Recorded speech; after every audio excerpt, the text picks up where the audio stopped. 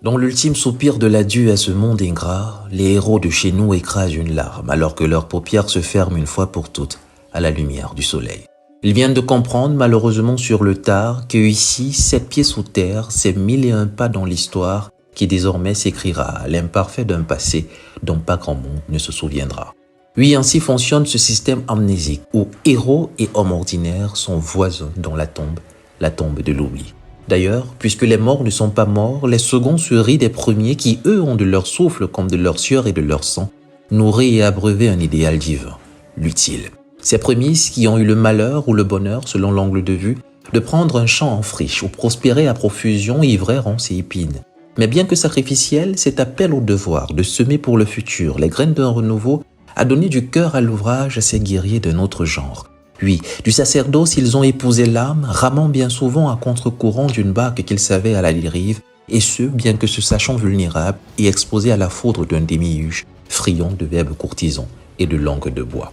Sous d'autres cieux, voilà le prix à payer pour le Valhalla. Oui, ces jardins paradisiaques où se réincarnent tous ceux qui, par la noblesse de leurs actions, ont mérité l'éternité. Mais qu'il est bien loin cet horizon, oui, ces rivages où devaient reposer en paix nos modèles dont les histoires sont odyssées et les lignes légendes. Un abandon cruel qui tient bien moins à une ignorance tout autant meurtrière qu'à une volonté manifeste de tuer l'histoire pour que se perdent ses enfants.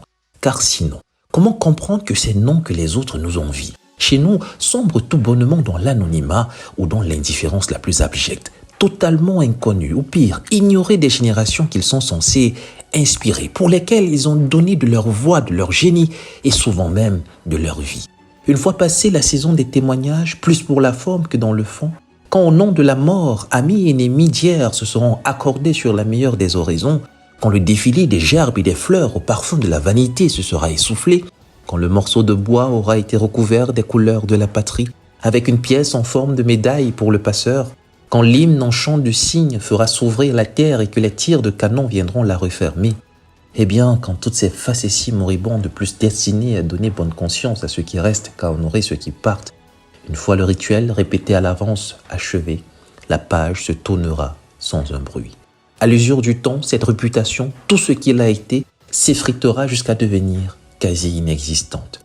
Pendant ce temps, dans nos carrefours, trônent indéboulonnables et immortels, figures et bustes des maîtres d'hier. Dans nos écoles, nos livres comptent leurs épopées. Quant à nos rues, c'est à leurs effigies qu'elles sont décorées. Et le comble dans l'histoire, mes amis, c'est que nos enfants portent et porteront leur nom pendant que s'éteignent dans le cachot de l'indifférence et de l'oubli ceux bien plus valeureux de nos pères.